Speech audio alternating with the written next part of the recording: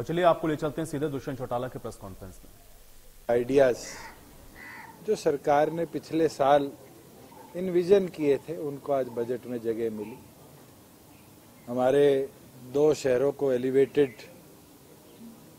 Road corridor मिले, जिसमें लगभग 725 करोड़ में हिसार और 225 के बीच की लागत से बल्लभगढ़ के अंदर एलिवेटेड रोड बनेगा, जो वहाँ के ट्रैफिक व्यवस्था को भी सुधारेगा और ट्रैफिक व्यवस्था के साथ साथ वहाँ आम जन को जिंदगी भर इसका लाभ मिलेगा। उसके साथ पीछे मैं बहादुरगढ़ गया, जब भी मैंने नोटिस किया कि वहाँ रेलवे लाइन से प्रतिवर्ष अनेक युवा बुजुर्ग अपनी जीवन को खो देते हैं, और जैसे हमने रेल एलिवेटेड कॉरिडोर पहला रोहतक में कंप्लीट किया, कुरुक्षेत्र में अब चल रहा है, उसको आगे ले जाते हुए HIRDC के साथ मिलकर हम कैथल और बहादुरगढ़ के अंदर अब एलिवेटेड कॉरिडोर रेलवे का भी बनाने का इस बजट में प्रावधान रखा है। मैं मानता हूं कि ये भविष्य के अंदर हरियाणा को,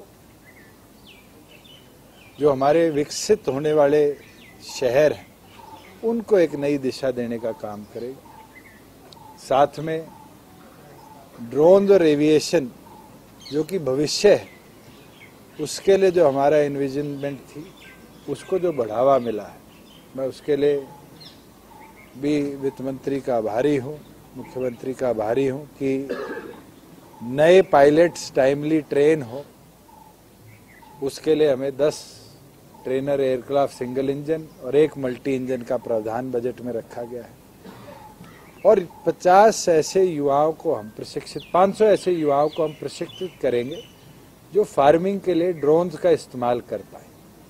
मैंने पीछे भी एरो इंडिया में जब विजिट किया, वहाँ देखा कि अब ड्रोन से जो स्प्रेइंग होती है एग्रीकल्चर फील्ड में, वो पॉसिबल है। और मुझे लगता है कि ये एक नया एक्सपेरिमेंट नहीं होगा, एक बदलाव होगा।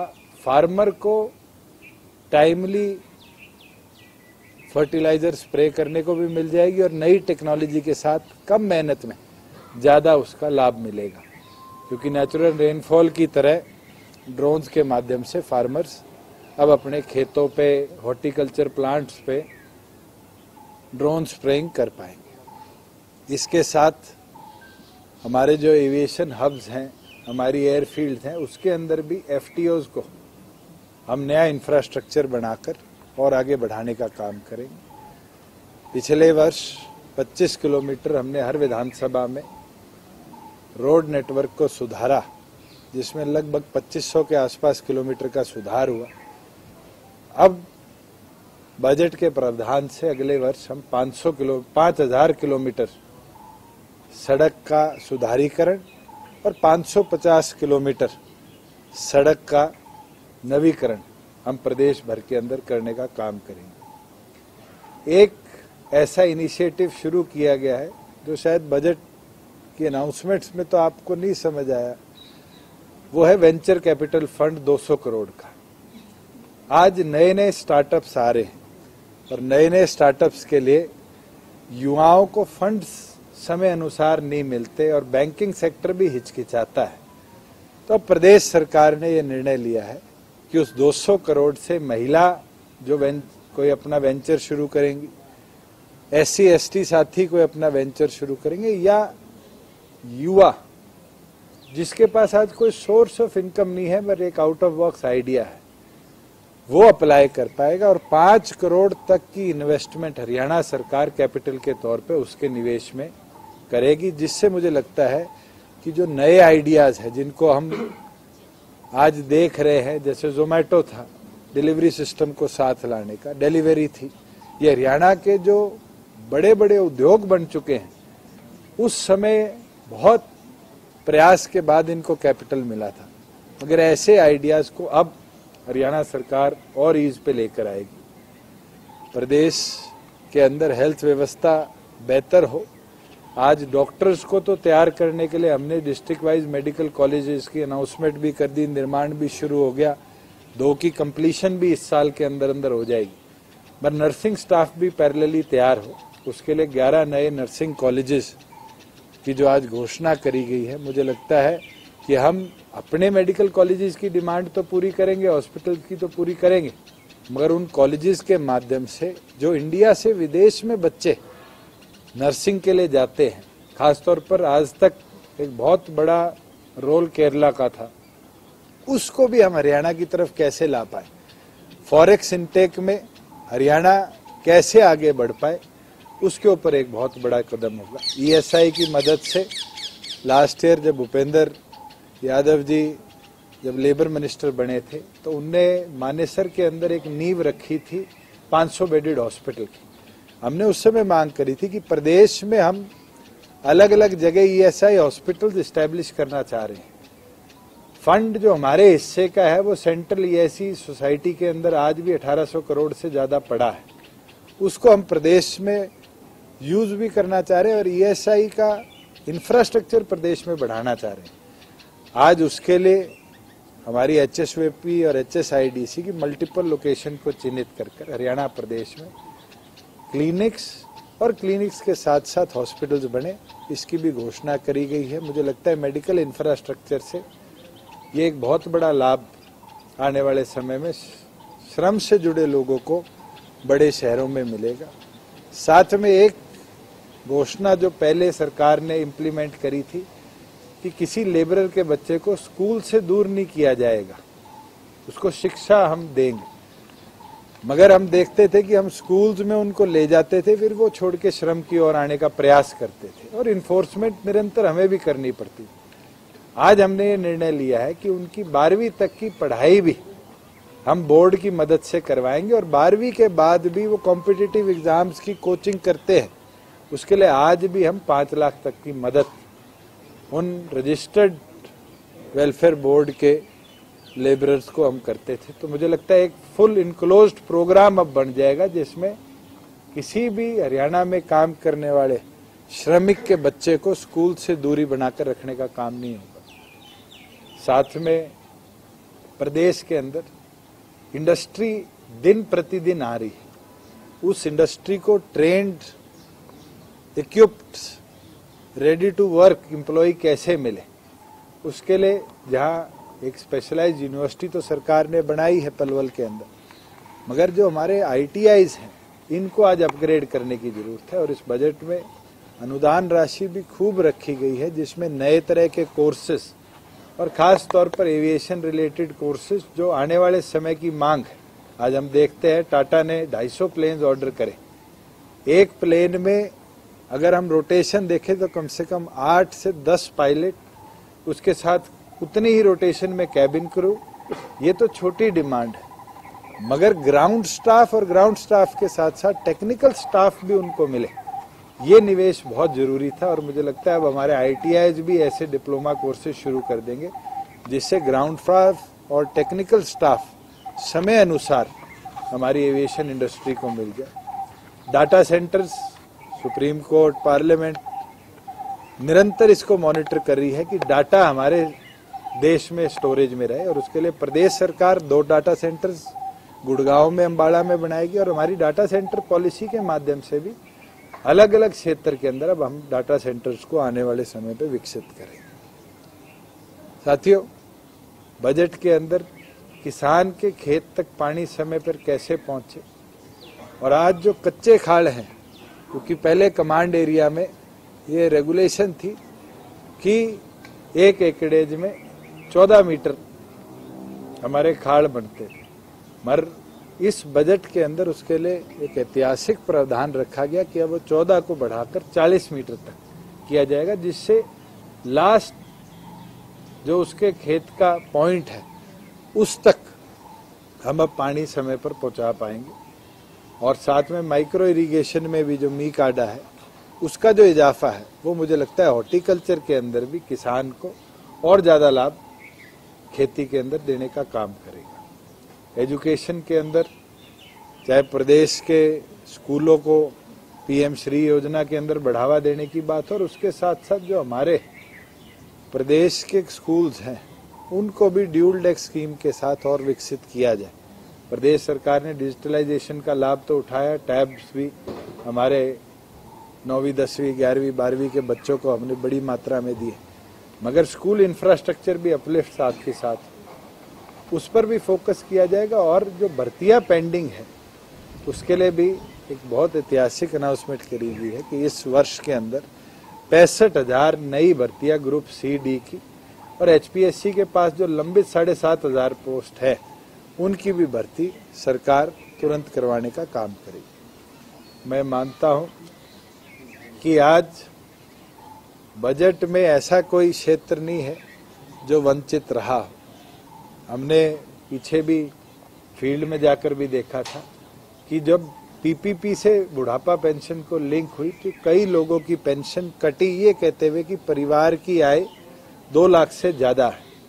बहुत बड़ी मात्रा के अंदर तो हमने उसको रेक्टिफाई कराया, मगर आज वो 2 लाख की आय को भी 3 लाख बढ़ाने से एक बड़े नंबर को जो उस समय वंचित रह गए थे हम दोबारा जोड़ पाएंगे। साथ में मैं धन्यवाद करूंगा कि जो चौधरी देवीलाल का लगाया हुआ पौधा था वो धीरे धीरे बढ़ता तो रहा, और देश में भी सबसे ज्यादा 2500 रुपया प्रति पर्सन बुढ़ापा पेंशन हम सबसे ज्यादा दे रहे थे। आज उसको भी बढ़ाकर 250 रुपए की वृद्धि में 2750 किया है। उससे भी हमारे बुजुर्गों का मान सम्मान बढ़ेगा।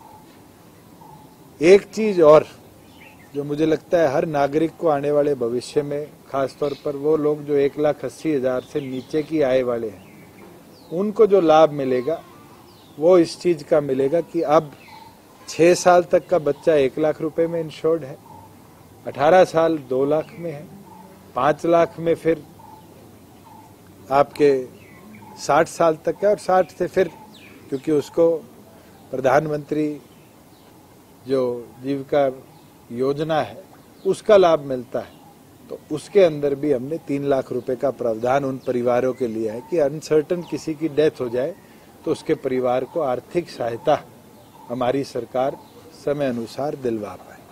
पावर सेक्टर को एनहांस करने के लिए जो नया थर्मल पावर प्लांट का आज घोषणा करी है, वो मुझे लगता है कि जिस तरीके से लास्ट ईयर हमने हरियाणा प्रदेश में 1 लाख से 10 लाख यूनिट मई के महीने में एक्स्ट्रा पर डे कंजम्पशन देखी, उस कंजम्पशन को भी हम कैप अप कर पाएंगे। और साथ के साथ सोलर के माध्यम से भी जो हमारे एग्जिस्टिंग इंफ्रास्ट्रक्चर है उसके अंदर भी बढ़ावा रिन्यूएबल एनर्जी की तरफ हम देखने का काम करेंगे। मैं ओवरऑल बजट की सराहना भी करूंगा, धन्यवाद भी करूंगा कि प्रदेश के अंदर जो हम सपना लेकर चले थे कि प्रत्येक व्यक्ति तक हमारी अलग अलग अनाउंसमेंट्स का लाभ मिले, इस साल के बजट के अंदर माननीय मुख्यमंत्री ने वित्त मंत्री के तौर पर उन सब चीजों को केटर करने का भी काम किया है, देखने का भी काम किया है। हाँ, एक ऐतिहासिक निर्णय किया गया है जो फायर सेफ्टी के लिए। देश के अंदर अब तक इकलौता फायर सेफ्टी इंस्टीट्यूट महाराष्ट्र के नागपुर में था, और कोई भी फायर ट्रेनिंग की अगर सर्टिफिकेशन चाहता था, अगर वो आने वाले भविष्य में फायर डिपार्टमेंट में भर्ती होना चाहता था, तो उसको नागपुर जाकर ट्रेनिंग लेके आनी पड़ती थी। अब जींद जिले के अंदर 250 करोड़ की लागत से एक बड़ा वैसा ही विशाल फायर सेफ्टी इंस्टीट्यूट हम प्रदेश में खोलेंगे, जिससे फायर सेफ्टी की ट्रेनिंग हरियाणा प्रदेश के लोगों को तो सही मिलेगी ही मिलेगी, पर हरियाणा प्रदेश के साथ साथ देश भर के लोग भी नागपुर की बजाय हरियाणा की ओर अब देखेंगे कि हम ट्रेनिंग लेकर आए। और जो समस्या हमने देखी कि हाई राइजेज 14 फ्लोर से ऊंची बन गई, और प्रदेश में सिर्फ एक ही फायर टेंडर जो 14 मीटर हाइट से ऊपर पानी पहुंचा सकता था, वो अवेलेबल था। अब हमने इस साल के बजट के अंदर 3 ऐसे नए फायर टेंडर हम प्रोक्योर करेंगे जो गुड़गांव फरीदाबाद के हाई राइजेस की सेफ्टी के अंदर भी अपने यूटिलाइजेशन में साथ दे पाएंगे। उसके साथ साथ इंडस्ट्रियल जो हमारी पॉलिसी थी उसको हम और कैसे इनोवेटिव बनाएं। तो जैसे मेक इन चाइना का देश भर में, दुनिया भर में एक विरोध बना हुआ है कोविड के बाद, तो खास तौर पर हमने इस साल के बजट में प्रोविजन रखी है कि हम इंडस्ट्री को, बैटरी इंडस्ट्री को चाइना से ले आए। मारुति ने हमारे यहाँ पर बड़ा प्लांट लगाया। ई कॉमर्स में हम वैसे आगे बढ़ चुके, मगर टॉय मार्केट ऐसी है जिसको आज तक हम केटर नहीं कर पाए एज अ कंट्री। मगर अब हम टॉय मैन्युफैक्चरिंग और चाइना से वो टॉय मैन्युफैक्चरिंग को कैसे इंडिया की और हरियाणा की ओर डाइवर्ट किया जाए, उसकी भी तुरंत हम पॉलिसी बनाकर इस बजट के जो प्रावधान है उसके अनुसार पब्लिश करेंगे, जिससे वो इंडस्ट्री भी यहाँ शिफ्ट होगी, हमारे यहाँ युवाओं को रोजगार के नए अवसर मिलेंगे और साथ के साथ जो फॉरेक्स है वो हमारे प्रदेश की ओर आने वाले भविष्य में ज्यादा आएगी। मुख्य तौर पर कई ऐसी चीजें हैं जो शायद मैं भी अभी आप लोगों से शेयर ना कर पाया हूं, क्योंकि बजट स्पीच के अंदर मुख्य मुख्य बिंदु हम छूने का काम करते हैं। मगर मैं मानता हूं कि पूरा बजट हरियाणा प्रदेश की ओवरऑल डेवलपमेंट को एक नई दिशा रूपरेखा देगा। चाहे वो गांव में जिम लगाने की बात हो, ई लाइब्रेरी बनाने की बात हो, नई व्यायामशाला खोलने की बात हो, चाहे आयुष के माध्यम से जो एग्जिस्टिंग व्यायामशाला है उनको योग सेंटर, वेलनेस सेंटर के तौर पे डेवलप करने की बात हो, उसको भी हम आने वाले समय में प्रदेश के अंदर विकसित होता देखने का काम करें। ये जो बुढ़ापा पेंशन की इंतजार के लोगों को 51 रुपये करेंगे, वो अभी 2750 हुई है, तो क्या उम्मीद है कि 51 रुपये हो जाएगी?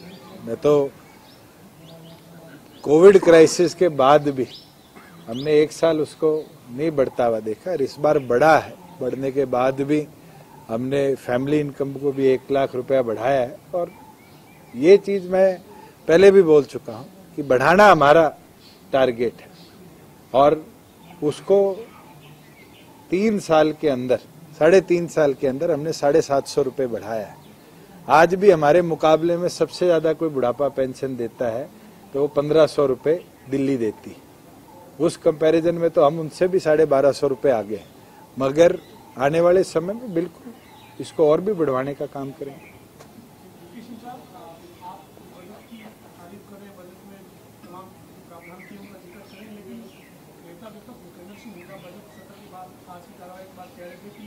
निराशाजनक बजट है, कर्ज बढ़ता जा रहा है और जो सरकार डेवलपमेंट की बात कर रही है वो डेवलपमेंट करेगी कैसे जब 37,000 करोड़ से ज्यादा तो इस साल का ब्याज में चला जाएगा। तो ये कर्जे के ऊपर सर निशाना साध रहे, लेकिन सर इसके साथ ही उधर सर कल जब बजट को लेकर कल जब तीसरे दिन कार्रवाई की उसमें एक डॉक्यूमेंट था उनके पास जिसमें वो कर्ज का आरोप लगा रहे थे, वो देना भी नहीं चाहते। तो आप मानते हैं कि जो कर्जे का आरोप लगा रहे उस पर बहस भी नहीं करना चाहता? देखिए, नेता प्रतिपक्ष विधानसभा का हो, लोकसभा का हो, ये तो एक नेचुरल जेस्चर होता है कि हर चीज को क्रिटिसाइज करो।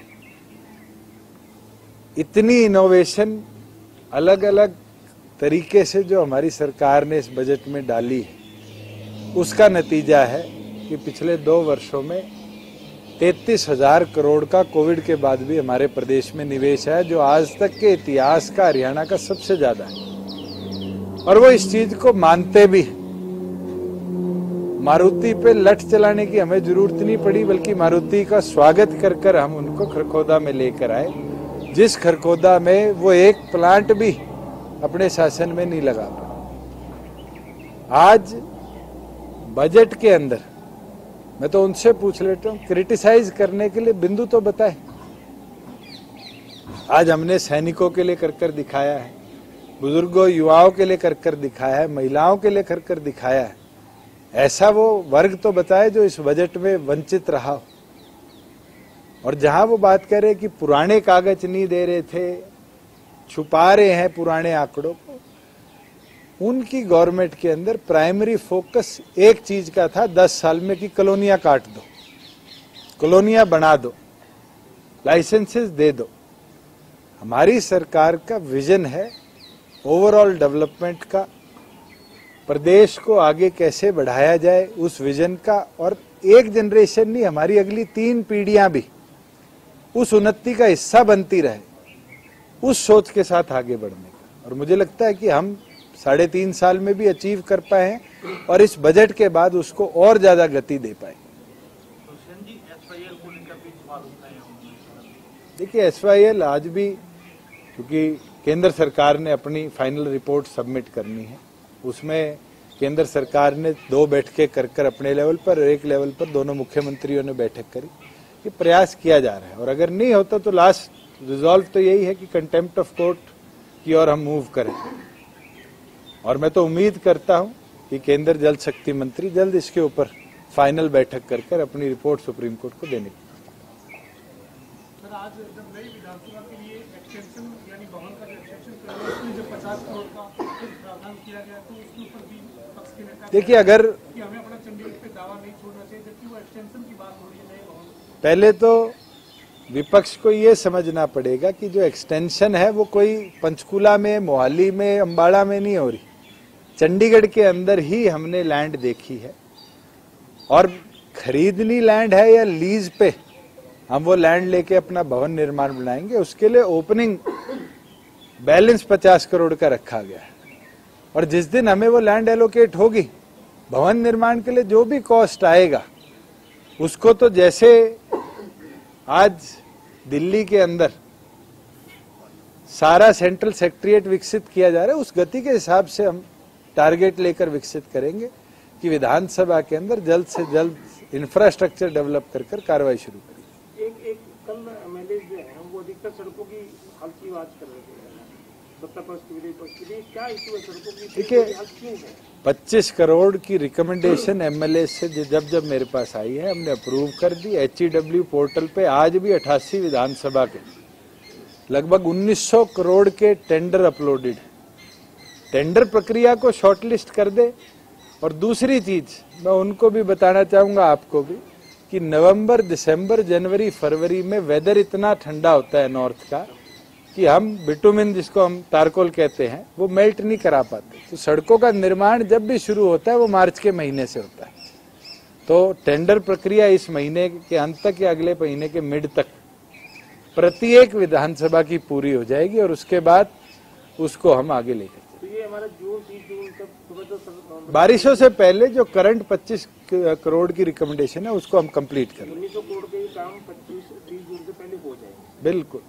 एक सर, ये प्रायोरिटी की बात कर रहे थे कि फर्स्ट नंबर प्रायोरिटी कारपेटिंग है, जिसका आपने कल विधानसभा में बताया, तो वो कह रहे थे कि ये प्रायोरिटी तो विधायक के ऊपर छोड़ देनी चाहिए, कौन सी प्रायोरिटी उसको पसंद? मैं एक चीज आपको बोल सकता हूँ, जो सड़क को 5 साल हो गए और मुझे पता है वो अगले साल बद से बदहाल हो जाएगी और उसकी जगह जिसको 2 साल हुआ है उसको एक्सपैंड करने की कोई मांग करेगा, तो हमें तो प्रायोरिटी इंफ्रास्ट्रक्चर को सुधारने की लेनी है। किसी को वो बेनिफिट कि मैंने चौड़ी करवा दी, मैंने मजबूत करवा दी। हाँ, जहां हैवी लोड बड़ा है, जहां नेशनल हाईवेज का कंस्ट्रक्शन हुआ है, माइनिंग जोन है, वहां पर हमने परमिशंस दी है। जैसे पटियाला से चीका से कैथल सड़क है, उसकी DLP कईयों की 6 महीने, कईयों की 9 महीने पेंडिंग थी। एग्जेम्पशन दे के वो 32 करोड़ में पूरी की पूरी सड़क को हम विकसित कर रहे हैं, स्ट्रेंथन भी कर रहे हैं, वाइडन भी कर रहे हैं। तो प्रोजेक्ट वाइज टेकअप किया जाता है। रिकमेंडेशन जरूर उनकी आई है, उस रिकमेंडेशन में प्रायोरिटी किसने चूज करनी है डिपार्टमेंट के ऊपर हमने छोड़ा। सर, एजुकेशन डिपार्टमेंट को लेकर जो बजट एलोकेट किया है, किस तरीके से देखते हैं? 1% या 1.5% की बढ़ोतरी जो है वो बीते वर्ष के बजट से लेकर इस बजट में की गई है। हालांकि अगर हम शिक्षा मंत्री की बात करें तो इनकी तरफ से कहा जा रहा है कि 180 ऐसी स्कूल की बिल्डिंग है जो जर्जर हालात में है। अब जिस तरीके से प्राथमिक की बात करें या फिर माध्यमिक को, तो एक ब्लॉक के अंदर 2 स्कूल तो खोले जा रहे हैं। अब स्कूलों के ऊपर खोलने में खर्च होगा, जो अर्लियर जो बिल्डिंग थी उनकी किस तरीके से हो पाएगी? देखिए, स्कूल एक ऐसी डिवीजन बन चुकी सरकार की जिसको बहुत हाईली मॉनिटर करना पड़ेगा। स्कूल सरकारी लेवल पर बनाए जाते थे क्योंकि उस समय इस डिपार्टमेंट कह लीजिए, इस प्रोफेशन में कह लीजिए, बहुत कम प्राइवेट सेक्टर के लोग आते थे। मगर आज आप उठाकर देखो तो छोटे से छोटे कस्बे में तो 8-8, 9-9 स्कूल प्राइवेट लेवल पर खुले। गांव लेवल पर भी 1-1, 2-2 प्राइवेट स्कूल अब बनने लगे। वहां पर हमारे सरकारी स्कूल में कहीं 2, कहीं 3 स्टूडेंट्स हैं। उनकी जगह अगर हम ज्यादा फोकस उन एरियाज में करें जहां पॉपुलेशन बढ़ रही है, number of enrolment in government school बढ़ रही है। और मुझे लगता है लास्ट ईयर एक बड़ा चंक एजुकेशन डिपार्टमेंट के बजट का टैब्स में गया था, आज वो बड़ा चंक हम इंफ्रास्ट्रक्चर डेवलपमेंट में लगाएंगे। मौजूदा समय में प्रेजेंट सिनेरियो ये है कि 180 स्कूल की बिल्डिंग ऐसी है जो कभी भी रह सकती है। हम दूसरी ओर जो है नए स्कूल ओपन करने की बात कर रहे हैं। नहीं, उनका इंफ्रास्ट्रक्चर भी डेवलप दिन प्रतिदिन हो रहा है। सर्व शिक्षा अभियान के माध्यम से हर वर्ष केंद्र सरकार भी स्कूल इंफ्रास्ट्रक्चर को इंप्रूव करने के लिए बजट प्रोविजन देती है, जो स्टेट बजट से अलग होता है। जैसे पंचायती राज में पीआरआई जो एसएफसी स्कीम का है, सेंट्रल फाइनेंस स्कीम का, वो अलग आता है, स्टेट फाइनेंस स्कीम का अलग आता है। तो सीएफसी के स्टेट बजट में तो इंक्लूड कभी भी नहीं किया जाता। वैसे ही एजुकेशन के लिए सर्व शिक्षा अभियान से स्कूल्स को कैसे बढ़ाया जाए, वहाँ इंफ्रास्ट्रक्चर जो डैमेज्ड है 30 साल 35 साल 40 साल पुराना है, वो हर वर्ष उसको एनालाइज किया जाता है। स्टेट्स अपनी रिकमेंडेशन भेजती है और केंद्र उसके लिए फंड एचआरडी मिनिस्ट्री हर वर्ष एलोकेट करती है। तो स्टेट हेड से इनोवेशन पे ज्यादा लगाया जाए, ये सरकार करती है।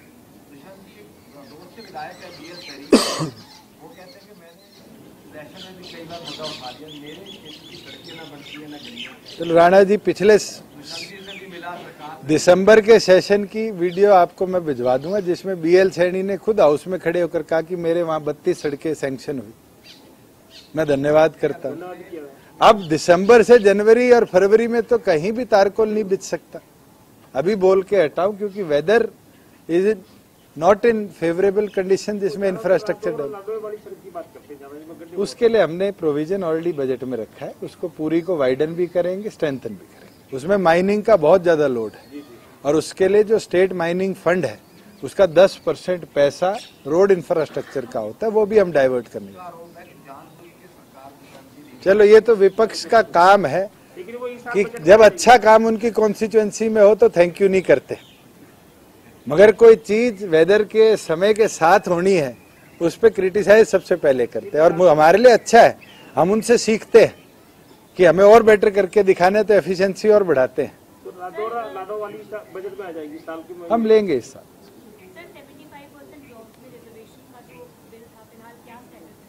हमारे पड़ोस में माननीय पंजाब हरियाणा हाईकोर्ट है, हेयरिंग पूरी कंप्लीट हो चुकी। हम तो वेट कर रहे हैं मई से कि उसमें जजमेंट आए, और स्टेट्स और centre can not bound judiciary to pronounce judgment. तो हम तो इंतजार कर रहे हैं कि आएगी। पॉजिटिव आए तो हम इम्प्लीमेंट करें, नेगेटिव आए तो एटलीस्ट सुप्रीम कोर्ट जिनने आदेश देकर वो स्टे हटाया था उसको हम टेकअप कर पाए, क्योंकि सुप्रीम कोर्ट की जजमेंट में स्टे वेकेशन में ये लिखा गया था कि आप कोरेसिव एक्शन नहीं ले सकते। तो आज हम इम्प्लीमेंटेशन की ओर जाए तो कल उसके ऊपर भी चैलेंज हो सकता है कि कोरेसिव एक्शन ले लिया गया। इसलिए वी आर जस्ट वेटिंग कि जो 2 जजों का बेंच था वो न्यायपीठ जल्दी से जल्दी उस पर फैसला। Thank you.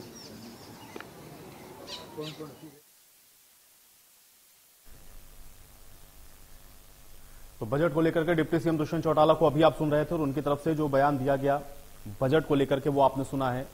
कई उन्होंने ऐसी योजनाएं हैं, परियोजनाएं हैं जिनको एक बार फिर से यहां पर बताया, जो आज बजट के अंदर जिनकी घोषणाएं की गई हैं, और बजट में शहरों को नई दिशा मिलेगी, ये बात अभी डिप्टी सीएम ने कही है। इसके अलावा जन कल्याण की योजनाओं पर जोर इस बार के बजट के अंदर दिया गया है। बजट के जरिए प्रदेश के चौमुखी विकास पर जोर है, ये बात डिप्टी सीएम दुष्यंत चौटाला के द्वारा कही गई है। तो डिप्टी सीएम दुष्यंत चौटाला को आप सुन रहे थे। बजट की तारीफ की है, सड़कों की भी बात उन्होंने की। हम खराब सड़कों को पहले प्राथमिकता दे रहे हैं, और ये प्रेस वार्ता करते हुए उन्होंने तमाम सवालों के जवाब भी दिए हैं।